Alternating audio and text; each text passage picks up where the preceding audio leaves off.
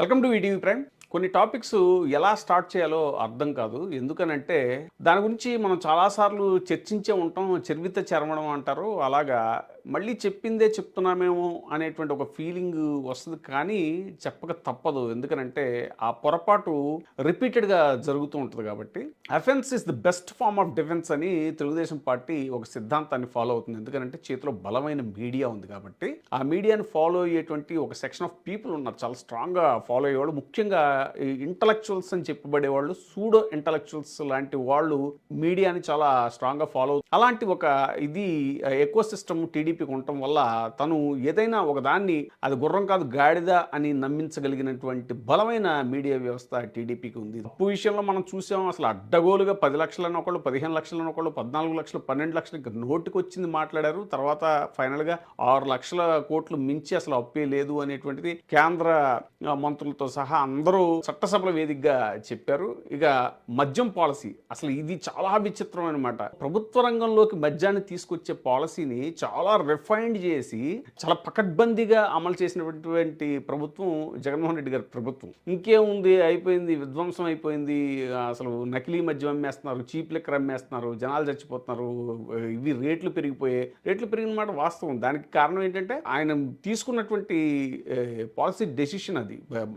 దశల వారీగా మద్యం తగ్గించాలి అని జగన్మోహన్ రెడ్డి గారు ఏదైతే అనుకున్నారో దానిలో భాగంగా రేట్లు పెంచడం అనేది చేశారు. బట్ లిక్కర్ కన్జంప్షన్ తగ్గింది. ఇంకా నకిలీ మద్యాన్ని అరికట్టడంలో ఆయన తీసుకొచ్చిన ఒక గొప్ప పద్ధతి ఏంటంటే క్యూఆర్ కోడ్. ప్రతి బాటిల్ మీద క్యూఆర్ కోడ్ ఉంటుంది. సో ఆ క్యూఆర్ కోడ్ వల్ల లిక్కర్ యొక్క నాణ్యత ప్రమాణాలన్నీ కూడా ఖచ్చితంగా తెలుస్తాయి. దాంట్లో ఇంగ్రీడియంట్స్ అవన్నీ కూడా అది చాలా సైంటిఫిక్ ప్రాసెస్లో వెళ్ళారు. దాని మీద కూడా చాలా దుమ్మెత్తి పోశారు. ఇంకా రకరకాలు, ఇంకా అసలు ఇది పొలిటికల్ గవర్నెన్స్ అని చాలా పబ్లిక్గా ఐఏఎస్ల సమావేశంలో చంద్రబాబు నాయుడు గారు అనౌన్స్ చేయడం అనేటువంటిది అది అప్పట్లో చాలా పెద్ద చర్చనీయాంశమైంది. ఇప్పుడున్న అపోజిషన్ వైసీపీ వాళ్ళకి మీడియా స్ట్రెంగ్త్ లేదు కాబట్టి దాన్ని భూతద్దంలో చూపెట్టలేకపోయారు. కానీ అసలు చూపెట్టక్కర్లేదు, అదే పెద్ద భూతం ఆ మాట అంటారు. దానివల్ల ఏమైందంటే పొలిటికల్ గవర్నెన్స్ అనగానే ఐఏఎస్లు అందరూ కూడా సైలెంట్ అయిపోయారు.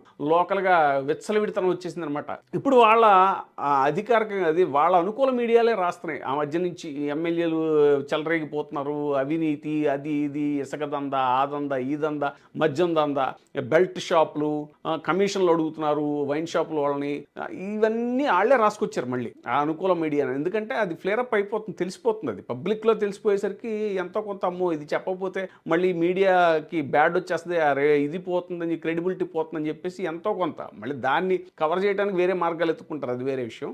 అలాగా ఫైనల్గా మీడియా ద్వారా మొత్తం దుమ్మెత్తి పోసేసరికి వాళ్ళకే రివర్స్ అయింది. మొత్తం చెలరేగిపోయారు అంతా కూడా. నకిలీ మద్యం అనేటువంటిది ఇప్పుడు మొత్తం అది బ్లాస్ట్ అయ్యేసరికి ఇప్పుడు ఏం చెయ్యాలో తెలియక తల్లబట్టేసుకున్నటువంటి పరిస్థితి. ఒక పక్కేమో పెద్ద కుక్కుడు స్టోరీ తయారు చేసి ఏది సిట్ అనేటువంటి దాని పేరు మీద పెద్ద మద్యం కుంభకోణం ఏదో జరిగిపోయింది, వాళ్ళకి ఇచ్చేసారు ఆర్డర్స్, వీళ్ళకి ఇచ్చేశారు, అంతా దేశాలు తరలిపోయింది, డబ్బు హవాలాలోకి వెళ్ళిపోయింది, ఎలక్షన్లో ఖర్చు పెట్టి ఇలా రకరకాలు వాళ్ళని వీళ్ళని అందరినీ బెదిరించి అప్రూవర్స్గా మార్చి వాళ్ళతో పేర్లు చెప్పించి ఆఖరికి అన్ని కేసులు వేస్తే ఏమైంది, వన్ బై వన్ అన్నీ కూడా ఇప్పుడు బెయిల్ రావడం అనేటువంటిది జరిగిపోయింది. కోర్టులు కూడా మొట్టికాయలేసి మొన్నే సుప్రీంకోర్టు మళ్ళీ తాజాగా మొట్టికాయ వేసింది.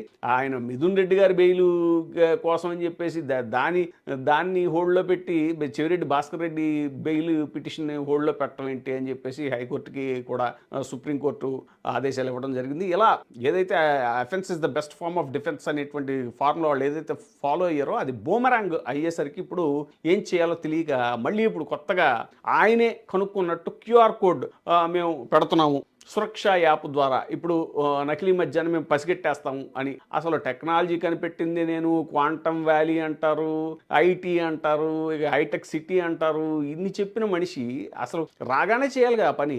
క్యూఆర్ కోడ్ పెట్టి ఇది చేయాలి కదా. అంటే ఏంటంటే అప్పుడు మొత్తం ముందు ఎమ్మెల్యేలందరినీ ఎవరికాళ్ళకి దండేసుకోవడానికి ఛాన్స్ ఇచ్చేశారు.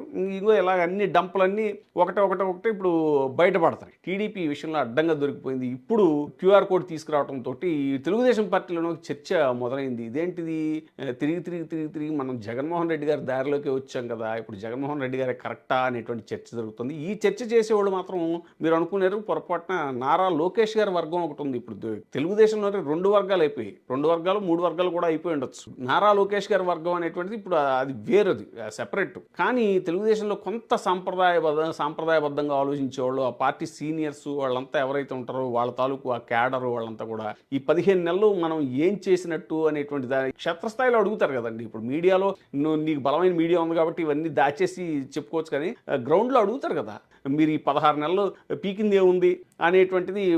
లోకేష్ గారు మాడుతున్నారు కాబట్టి అది పెద్ద బూత్ కాదు, పీకింది ఏముంది అనేటువంటి మాట. సో ఇలాగా ఇప్పుడు తెలుగు తమ్ముళ్ళలో ఒక వర్గంలో ఇది ఒక చర్చ జరుగుతోంది. ఏదైనా సరే ఇలాంటి నిర్ణయాలన్నీ కూడా ఒక తప్పుడు నిర్ణయాలు, అలాగే చేతులు గాలిన తర్వాత ఆకులు పట్టుకునేటువంటి పద్ధతి ఏదైతే ఫాలో అవుతున్నారో ఇది పార్టీకి అసలు మంచిది కాదు అనేటువంటి చర్చ టీడీపీలోనే జరుగుతుండటం అనేటువంటిది ఒక విశేషం. ఇప్పుడే సబ్స్క్రైబ్ చేయండి, లైక్ చేయండి, షేర్ చేయండి. VTV ప్రైమ్, నీ ఉత్తమాభిరుచుల సమ్మేళనం.